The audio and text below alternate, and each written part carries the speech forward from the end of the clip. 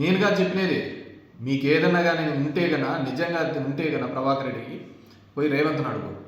రేవంత్ ఒక ముఖ్యమంత్రి స్థాయిలో ఉండి తెలంగాణ అసెంబ్లీలో మాట్లాడిన మాటలు, నేను చంద్రబాబుతో 4 గోడల మధ్య మాట్లాడి దీన్ని ఆపినాను అని.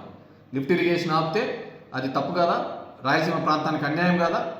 ఇదే ఇంకో ప్రాంతంలో జరిగితే అక్కడ ఉన్న వాళ్ళు ఊరుకుంటారా?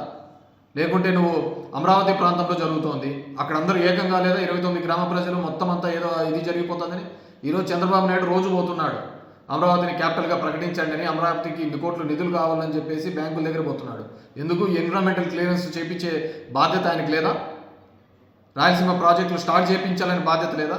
ఆయన నిన్న మీటింగ్లో మాట్లాడినాడు. ఏం మాట్లాడినాడు? అంతా కలిస్తే 20 టీఎంసీలు కంటే ఎక్కువ పోదు, దానికి ఏందంత పెద్దగా రాద్ధాంతం చేస్తున్నారని చంద్రబాబు నిన్న ప్రెస్ మీట్లో మాట్లాడినాడు.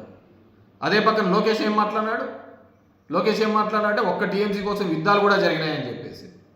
మరి వాళ్ళే మాట్లాడుతున్నారు కదా.